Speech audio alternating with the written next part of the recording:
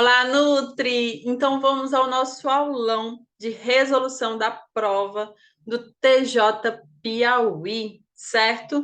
Então vou deixar o PDF dessa aula lá no link da bio do Instagram, que é o @.foco nutrição sem o acento e sem o C cedilha, concurso, certo? Então lá vai ter o link do nosso grupo de WhatsApp, certo? E a gente vai disponibilizar esse aulão lá, tá? Então vamos lá. E já adianto que se essa aula ficar muito cansativa, a gente vai ter que dividir ela em duas partes, tá bom? Porque são muitas questões, tá? Então vamos lá. Então vamos aqui. Já começamos com a RDC 599, né? Que é o nosso Código de Ética de 2018, certo? É o mais recente, tá bom? Então, a nutricionista Lúcia foi convidada para divulgar uma loja de suplementos a fim de direcionar seus pacientes e o público para o estabelecimento.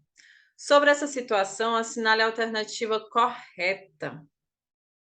Segundo o nosso Código de Ética de 2018, é vedado ao nutricionista prescrever, indicar, manifestar preferência ou associar sua imagem intencionalmente para divulgar marcas de produtos alimentícios, suplementos nutricionais, fitoterápicos, utensílios, equipamentos, serviços, laboratórios, farmácias, empresas ou indústrias ligadas às atividades de alimentação e nutrição, de modo a não direcionar escolhas visando preservar a autonomia dos indivíduos e coletividades e a idoneidade dos serviços.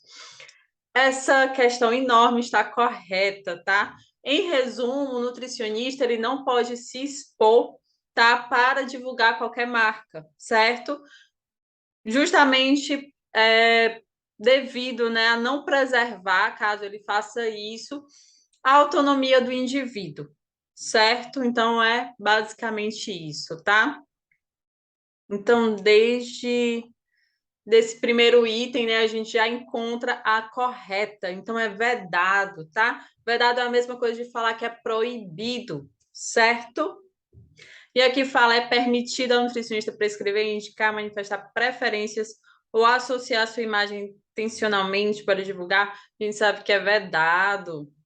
É permitido, já está errado, né? É vedado ao nutricionista manifestar preferência ou associar sua imagem intencionalmente para divulgar marcas de produtos alimentícios e suplementos nutricionais, exceto quando esses... Não, tá errado, né? Quando tiver autorização do Ministério da Saúde.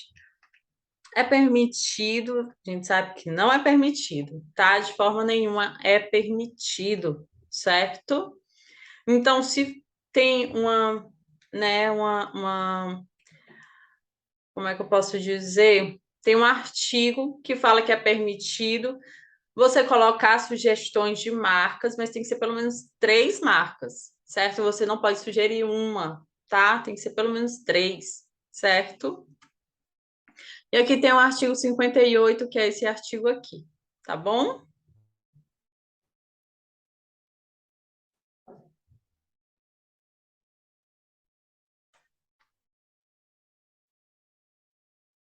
Uma gestante de 20 semanas gestacionais, 36 anos, com IMC de 30,5, em consulta obstétrica, foi detectada uma pressão arterial superior a 14/9 milímetros de mercúrio, com ausência de proteinúria.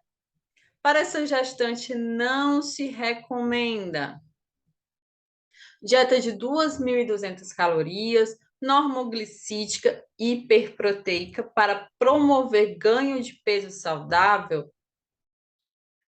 Pode ser. Quando é para promover esse ganho de peso, a gente sabe que tem a tabela, né, da OMS, que ele informa de acordo com o IMC quanto que aquela gestante tem que ganhar de peso final, né, de toda a gestação, certo? Dieta de 2.200 calorias e normoglicídica para promover a manutenção de peso, certo? Que é a mesma coisa, né? Promover a manutenção de peso, não visando a perda de peso, certo? Ou então visando o ganho de peso saudável durante a gestação. Dieta de 2.200 calorias, hipossódica para promover a manutenção de peso. Dieta de 2.200 quilocaloria e normoglicídica para promover o ganho de peso saudável, ok. Dieta de 1.500 calorias, hipoglicídica para promover a perda de peso, falso, certo? A gente não pode ter essa intenção de perda de peso para a gestante, tá? Tendo em vista que ela não pode se privar nutricionalmente devido ao feto, né? Devido à criança que está sendo gerada e que vai, né, consumir a energia e nutrientes dela, tá? Então a gente não pode fazer esse objetivo de perda de peso para gestante, tá bom? Tem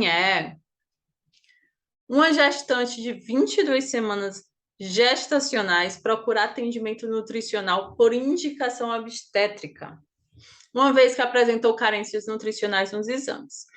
É correto afirmar que os nutrientes de recomendações aumentadas na gestação são: temos aqui ferro, ácido fólico e selênio. Não, ele quer aquele que a RDA seja elevada na situação, né, de gestação, certo? Ferro, ácido fólico e proteína. Sim, a gente sabe que é aumentado a quantidade de ferro, o RDA de ferro para gestante. De ácido fólico também, certo? É tanto que tem um programa de suplementação de ferro e ácido fólico, tá? Para a gestante. E proteína é aumentado conforme a DRI, certo? De 1,1 gramas para gestante, certo? 1,1 gramas por quilograma dia de peso, tá bom? E que normalmente é 0,8, tá bom? Então, é o item B. 44, CFC, 8 anos, sexo feminino, obesa, criança obesa, né? E com a alteração da glicemia de jejum, procura nutricionista para intervenção dietética. A esse respeito, assinale a alternativa correta. A restrição lipídica é recomendada para promover a perda de peso. A alteração dela é em relação à glicemia, né? Então, não a restrição lipídica, principalmente devido às vitaminas A, D, E e K, não é recomendado nesse momento, tá? A dieta normocalórica é recomendada para promover manutenção de peso e favorecer a adequação de peso para estatura, sem prejudicar o crescimento e desenvolvimento. A dieta normocalórica é recomendada para promover a manutenção de peso e favorecer a adequação do peso para a estatura, sem prejudicar o crescimento e desenvolvimento. Correto, eu não encontrei nenhum problema, tá? A restrição glicídica e lipídica é recomendada para promover a perda de peso. Nessa faixa etária, não é recomendado a perda de peso, a restrição alimentar, e sim uma reeducação alimentar, certo? A restrição glicídica é recomendada para promover a manutenção de peso e favorecer a adequação de peso para estatura, sem prejudicar o crescimento e desenvolvimento. A restrição glicídica também não é tão interessante porque poderia até gerar uma cetose, né? Então, também tirar só o carboidrato não iria favorecer essa criança que também está em desenvolvimento, certo? A dieta hipercalórica é recomendada para promover a manutenção de peso. Já está equivocado, né? Já está errado. Hipercalórica para manutenção de peso não é interessante, né? Então, item B. Um idoso de 60 anos procura atendimento nutricional por ganho de peso não intencional, mesmo com histórico de prática de atividade física. Assinale a alternativa que indique corretamente essa alteração fisiológica da sua taxa metabólica. Vamos lá. Redução de 60% da taxa metabólica de repouso por perda de massa magra. A gente sabe que a massa magra, ela é responsável pela maioria da nossa taxa metabólica basal, certo? E é um dos fatores que é preconizado para se fazer a estimativa do cálculo, né, de caloria para paciente obeso, certo? E dessa forma, tem-se, né, uma quantidade de caloria baixa por quilograma de peso, justamente devido à taxa metabólica da massa magra desse paciente, tá? Então, eu só quis explicar, contextualizar o motivo, tá certo? E tendo em vista que o idoso, né, com o passar dos anos, tem essa tendência à redução de massa magra, o aumento do ganho de massa gorda, tendo em vista isso, a sua taxa metabólica basal, ela reduz, certo? Então, vamos lá. Não é 60%, tá? Então, redução de 60% da sua taxa metabólica de repouso por perda da massa gorda. Na verdade, é por perda da massa magra. Redução de 20% da sua taxa metabólica de repouso por perda da massa magra, sim, C, certo? Redução de 20% da sua taxa metabólica de repouso por perda da massa gorda, não. Redução de 40% da sua taxa metabólica de repouso por perda da massa magra, também não. Item C. O nutricionista prescreveu a estratégia cetogênica para emagrecimento.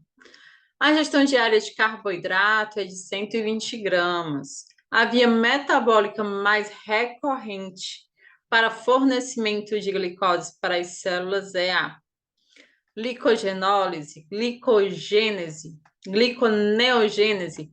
A glicogenólise é necessário, né, uma quantidade de carboidrato favorável para então quebrar aquele glicogênio, né? Então,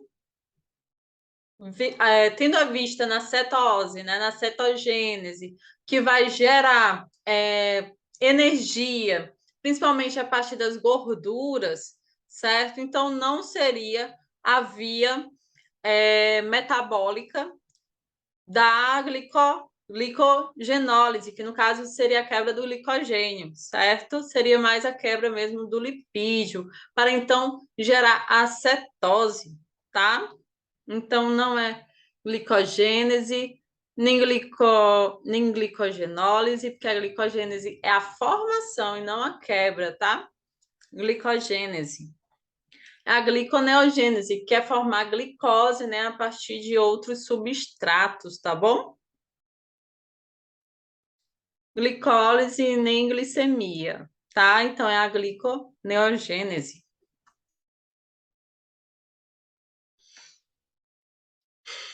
Um paciente procura nutricionista após o surgimento de sinais de hipervitaminose por selênio após o consumo excessivo de castanha do Brasil, em torno de 10 unidades diárias. O nutricionista, ao calcular o seu plano alimentar, considerou a UL, ou limite superior tolerável. É correto afirmar que esse parâmetro de ingestão de nutrientes é o valor de. Então, sabe,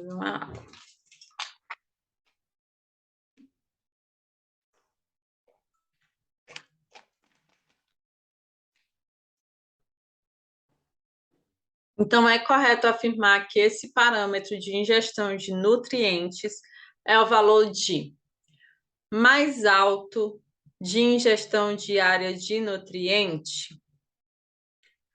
Ele já está dando aqui praticamente a resposta, né? Falando que é o limite superior tolerável, tá? Então a gente sabe que a UL é literalmente o limite superior tolerável, porque se passar pode gerar toxicidade, né, no organismo, tá? Não é benéfico ao organismo, certo? Então, mais baixo de ingestão diária. Então ele já fala aqui que é o limite superior tolerável, não tem como ser baixo, né? Então, ele é o valor de ingestão diária de um nutriente que visa suprir a necessidade da metade dos indivíduos. Equivocado, errado. Ele é o valor de ingestão diária de nutrientes que visa suprir a necessidade da maioria de indivíduos saudáveis. Ou ele é o valor de ingestão diária de um nutriente que visa suprir a necessidade de toda a população? Não, ele é o nível mais alto, né, de ingestão diária de um nutriente, certo? Não tem como ser as outras, tá bom? E tem A. Então, aqui eu tirei o print da nossa aulinha, tá? Da nossa aula lá do curso, para deixar aí de presente para vocês, né? Para darem uma revisada, tá bom? Por isso que não tá muito nítido, porque foi um print realmente da aula, tá? Então, aqui fala a ingestão adequada, quando que se usa, e a UL, quando que vamos usar, tá? Então, ela quer dizer que é o nível máximo de ingestão de nutrientes, então a gente não pode passar daquele nível máximo de nutriente, tá? A fim de evitar efeitos adversos da saúde, a saúde, que no caso é a toxicidade, que pode gerar um nutriente, né, um micronutriente em excesso, tá? E o valor pode ser próximo ou acima da RDA. 48. Um nutricionista foi convocado para palestrar sobre alimentação e estilo de vida saudável para um grupo de mulheres em idade fértil. Parte dessas mulheres possui carência de ferro e ácido fólico.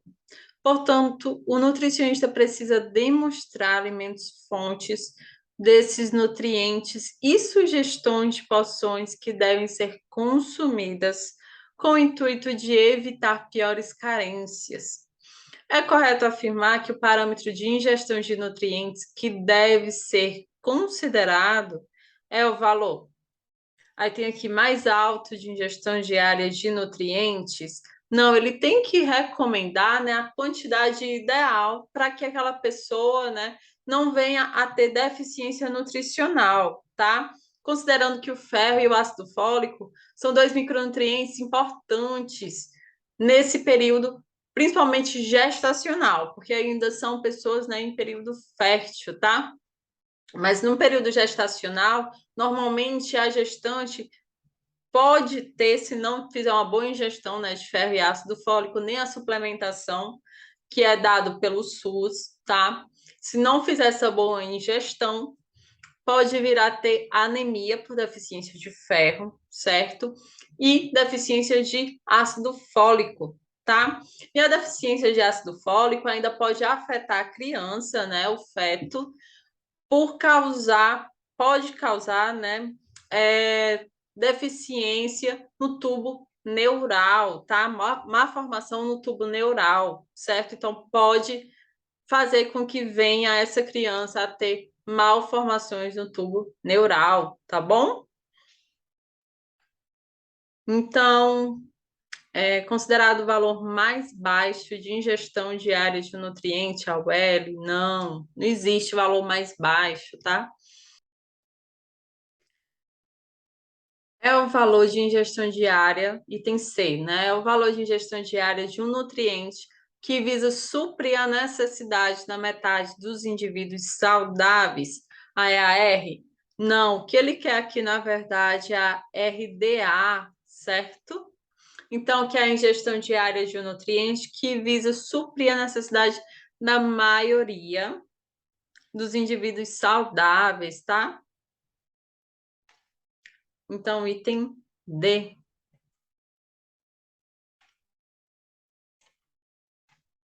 Um paciente procura nutricionista após sinais de hipovitaminose de vitamina C. O nutricionista precisa considerar qual parâmetro de ingestão de nutrientes. Então, vamos lá. O valor mais alto de ingestão diária, que é a UL, se o paciente ele tem uma hipovitaminose, então o que ele quer não é a UL, né? A UL é o nível máximo de tolerância daquele micronutriente, tá? Valor mais baixo de ingestão diária, que é o L, não. Valor de ingestão diária de um nutriente que visa suprir a necessidade da metade dos indivíduos saudáveis, também não, porque é um paciente específico, tá? O valor de ingestão diária de um nutriente que visa suprir a necessidade da maioria dos indivíduos, 97, 98% dos indivíduos saudáveis, que é a RDA, certo? Porque a RDA que é utilizada para fazer um plano individual, certo? Para aquele indivíduo, entendeu? Então, ela vai ser a escolha na hora de fazer um plano alimentar, certo? Item D. E aqui eu deixei mais uma vez, né, para vocês darem uma lida, uma revisada no assunto, tá bom? E aqui é o print das aulas, tá? Que a gente deu no curso. Está sendo percebida a necessidade de determinação de novos valores de UL de alguns nutrientes. Assinale a alternativa que identifique corretamente os riscos do consumo excessivo de nutrientes. Então, a gente já viu, né, nas questões anteriores, que o risco é a toxicidade, efeitos adversos, né, ao ser humano, tá bom? Então, evidência de efeitos adversos para o ser humano, causalidade, identificação de subpopulações distintas e altamente sensíveis, certo? Que é justamente, né? Efeitos adversos, causalidade de identificação, subpopulações distintas e altamente sensíveis, tá? Pode ser evidência de segurança para o ser humano, identificação de alimentos fontes. Não, ele não vai identificar alimentos fontes. Evidência de efeitos adversos para o ser humano? Apenas não. Causalidade, identificação de subpopulações distintas e altamente sensíveis? Apenas também não.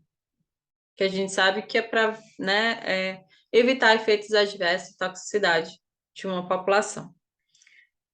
Mecanismos da ação tóxica apenas também não. Então, é o item A. Mais uma vez eu deixei para vocês revisarem, tá? Um aluno do curso de nutrição estava em uma aula prática da disciplina de técnica dietética e ele deixou o leite coagular durante o aquecimento e foi consultar o livro para entender o porquê desse resultado. Assinale a alternativa correta quanto à coagulação de leite durante o aquecimento. É devido ao seu teor proteico? Não, não é devido ao teor de proteína. Apresenta a presença de aproximadamente 86% de água em sua composição? Também não. Acidez elevada, sim, que vai gerar ali uma coagulação, né, da proteína, tá bom? O seu teor de gordura, o seu teor de lactose, também não. Então, é o item C. E aqui eu deixei também para vocês darem essa revisada, tá? E aqui fala, né, da coagulação do leite, certo? Devido a agentes ácidos, tá bom? O nutricionista de uma unidade de alimentação e dietética hospitalar deseja amaciar a carne para ser servida na dieta branda para pacientes com dificuldades digestivas e mastigatórias.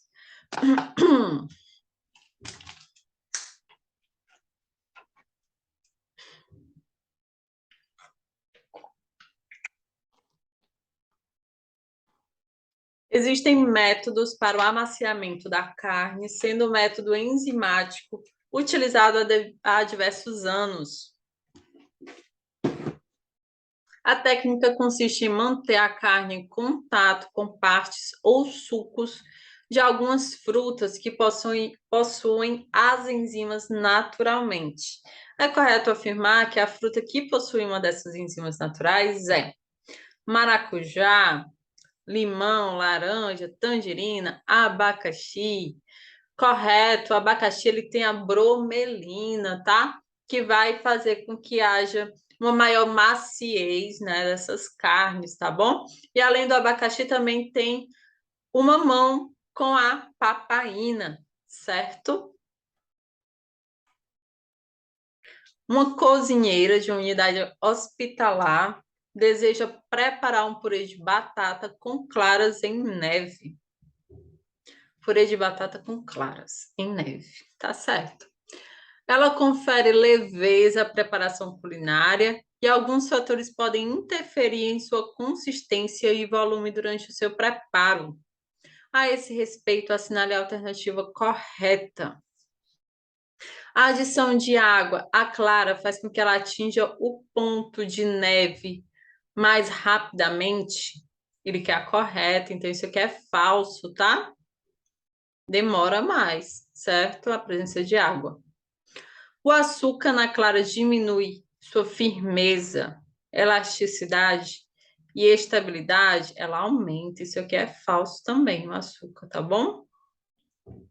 A adição de sal na clara diminui sua firmeza, mas aumenta sua estabilidade, ela reduz a estabilidade, tá? É falso também.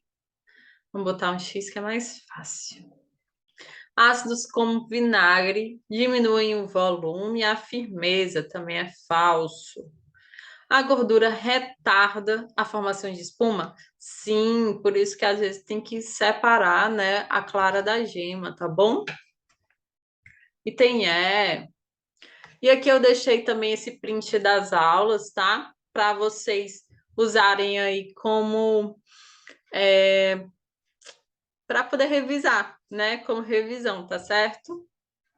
Essa luzinha é sempre quando a gente dá dicas, quando a gente dá bizus lá nas aulas, que é aí pro aluno fixar, né, a parte dos bizus, tá bom? O feijão é largamente consumido no Brasil, com especial na alimentação escolar. Quanto à cocção dos feijões e leguminosas, assinale a alternativa correta. Após a cocção, perdem peso devido à baixa umidade? Não, a gente sabe que ganha, né? Tanto que tem o fator, né, de cocção, tá? Que é para mais, ou seja, ele vai ganhar peso, tá bom? Antes da cocção, necessitam ficar de molho para aumentar o tempo de cocção. Na verdade, é para reduzir o tempo, né? O tempo de cocção varia com a temperatura apenas? Não, ele não vai variar só devido à temperatura, ele vai variar também pelo tipo de grão, tá?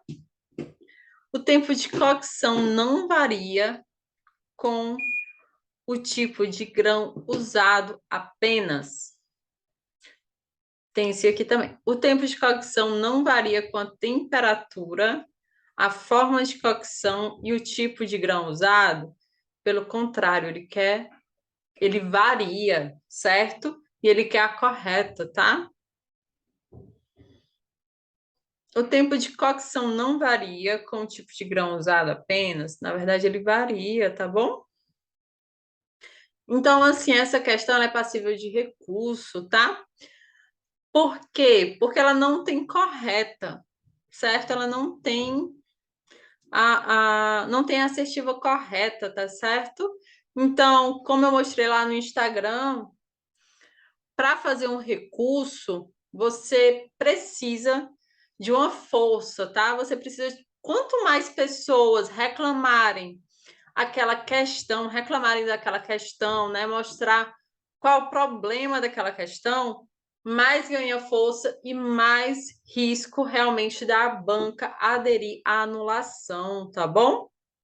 Então, preciso realmente que vocês, né, sempre pensem assim, tem que ganhar força, tá? Tem que realmente fazer com que mais gente, né, faça o mesmo caminho, se for do interesse, né, dessa maioria, se for interesse desse grupo, tá bom? Eu já respondi questões de recurso, tá? Então é basicamente força e bom embasamento teórico. Então acontece às vezes do candidato dar qualquer explicação da cabeça dele, mal reformulada, mal explicada, e não tem como, né, a pessoa aderir a um recurso que não tem nenhum embasamento bibliográfico sério, certo? Então, tem que ter um bom embasamento bibliográfico e tem sim que ter força. Quanto mais pessoas falando daquela questão, melhor, tá bom?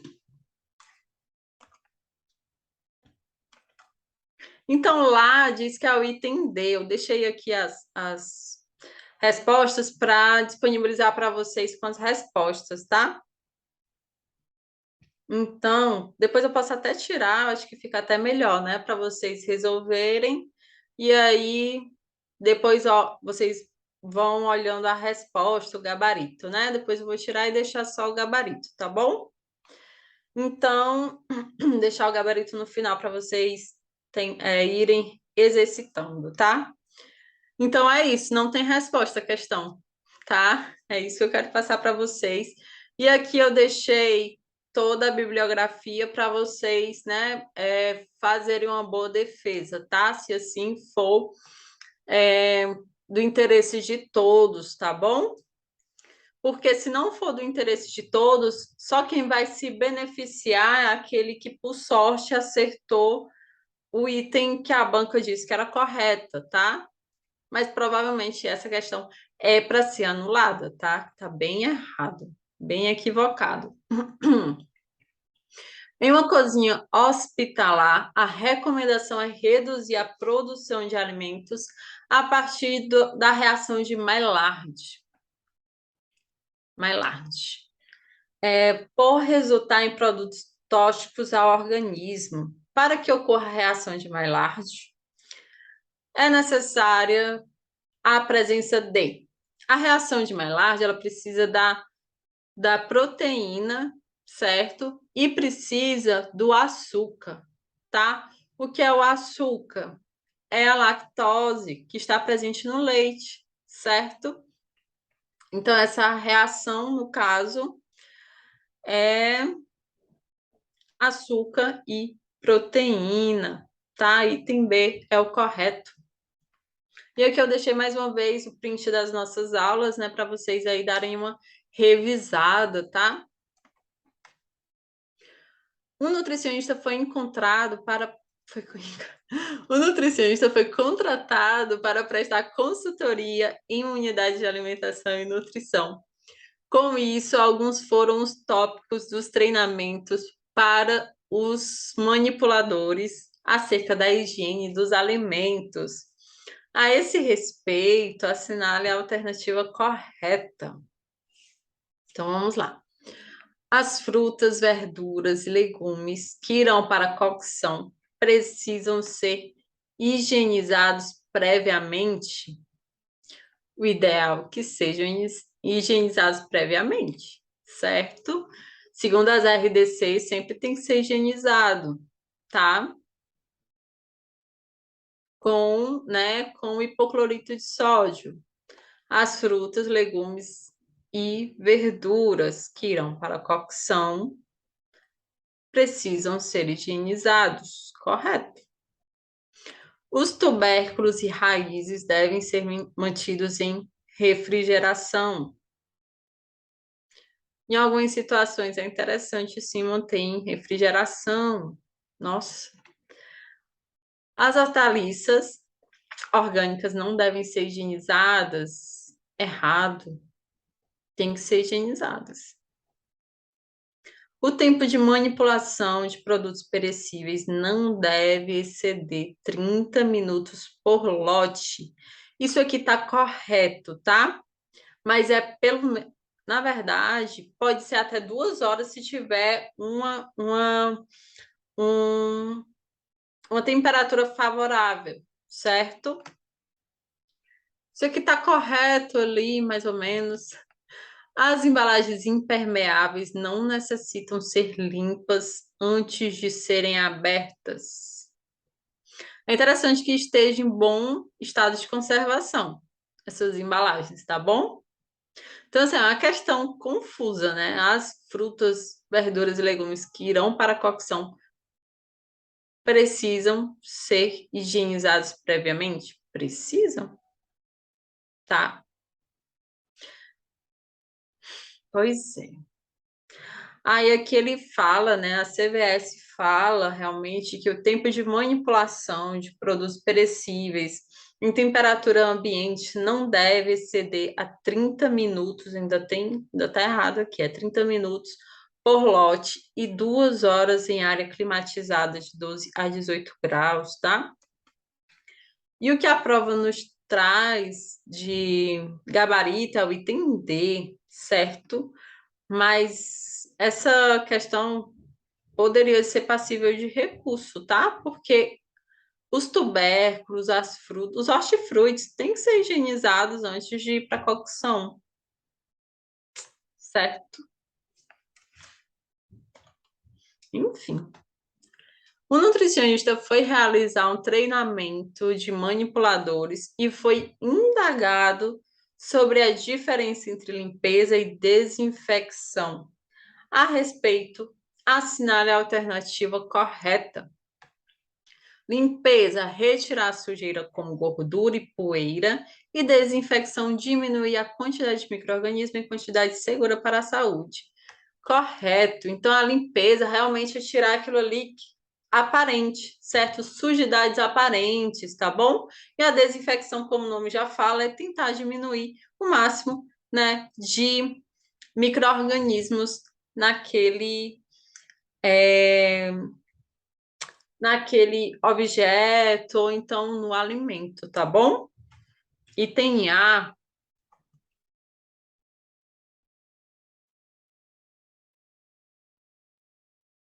aqui ele só fez trocar, né? Desinfecção por limpeza. Limpeza, retirar todas as sujidades visíveis e invisíveis, normalmente são as visíveis, tá bom? Limpeza, a união de limpeza e higienização, também não. Não há diferença entre os dois. Há diferença sim, tá? E aqui eu deixo a RDC também para vocês darem uma olhada e ter, né, como fonte de estudo, tá bom? Um fiscal da Vigilância Sanitária foi realizar a inspeção em um restaurante comercial e questionou o requisito das instalações, a cor do piso e do tipo de revestimento. Assinale a alternativa correta de acordo com a RDC 216 da Agência Nacional de Vigilância Sanitária, que é a Anvisa.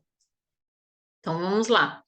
As instalações físicas como piso, parede e teto devem possuir revestimento liso, impermeável e lavável.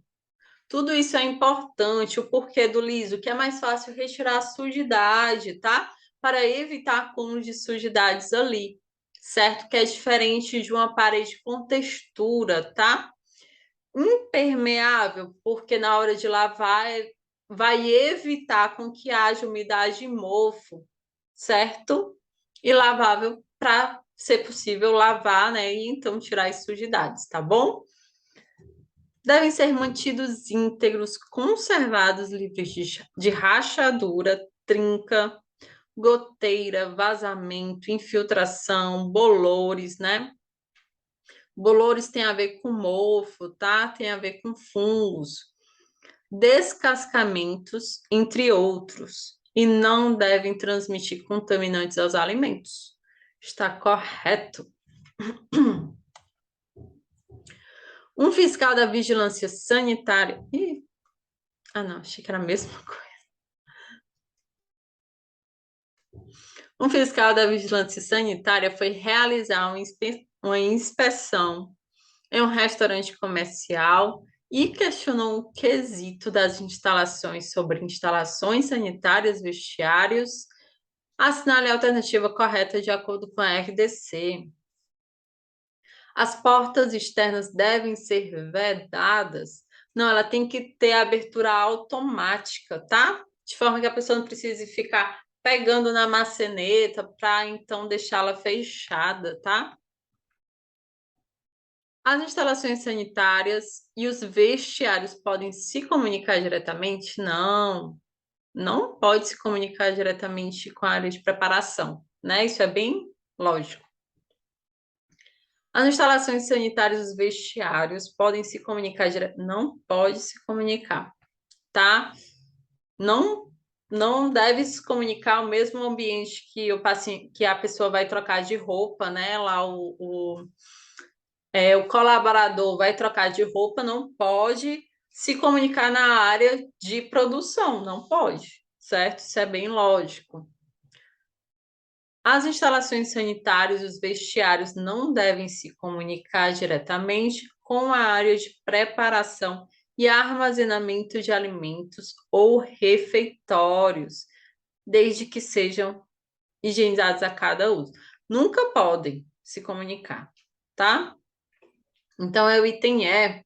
As instalações sanitárias e os vestiários não devem se comunicar diretamente com a área de preparação e armazenamento de alimentos ou refeitórios, devendo ser mantidos organizados e em adequado estado de conservação.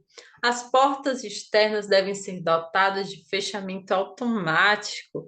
Essa questão é muito boa para revisar, né? Ipsis literis ali o que está na RDC, tá bom?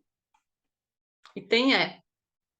Um fiscal da Vigilância Sanitária foi realizar a inspeção em um restaurante institucional e presenciou pragas urbanas na unidade e notificou o local imediatamente. Assinale a alternativa correta sobre controle integrado de vetores e pragas, de acordo com a RDC da Anvisa. Deve existir um conjunto de ações eficazes e contínuas de controle de vetores e pragas urbanas, com o objetivo de impedir a atração, o abrigo, o acesso ou a proliferação. Correto. Entretanto, se sabe que podem existir pragas urbanas em áreas de manipulação. Correto, mas não deve, né, existir pragas urbanas, tá? Então, isso aqui deve estar errada. A edificação, as instalações, os equipamentos, os móveis e os utensílios devem ser livres de vetores e pragas urbanas, certo? Deve existir um conjunto de ações eficazes e contínuas de controle de vetores e pragas urbanas, com o objetivo de impedir a atração, o abrigo, o acesso e a sua proliferação.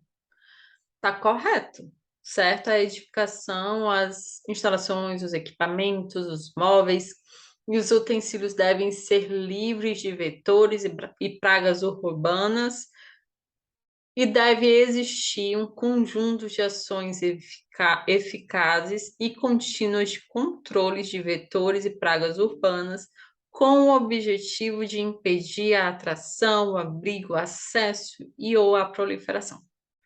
Tá correto? Tá bom? A edificação, as instalações, os equipamentos, os móveis e os utensílios devem ser livres de vetores e pragas urbanas. Deve existir um conjunto de ações contínuas de controle de vetores e pragas urbanas com o objetivo de impedir a atração, o abrigo, o acesso à sua proliferação, mas sem cobrança, errado. A edificação, as instalações, os equipamentos, os móveis e os utensílios devem ser controlados de vetores e pragas urbanas. Deve existir um conjunto de ações contínuas de controle de vetores e pragas urbanas com o objetivo de impedir a atração, o abrigo, o acesso à sua proliferação, também sem cobranças, não, tá errado, tá? A edificação das instalações, os equipamentos, os móveis e os utensílios devem ser controlados de vetores e pragas urbanas, também não. Sempre é cobrado, né? E os documentos também devem ser guardados, tá? Tem B. O nutricionista, que é o responsável técnico de uma unidade de alimentação e nutrição, realiza o controle de higiene pessoal de seus manipuladores, tá? A esse respeito, assinale a afirmativa correta de acordo com a RDC 216 da Agência Nacional de Vigilância Sanitária, tá bom? Os manipuladores que apresentam lesões ou sintomas de enfermidades que possam comprometer a qualidade higiênico-sanitária dos alimentos devem ser afastados da atividade de preparação de alimentos enquanto persistirem essas condições de saúde.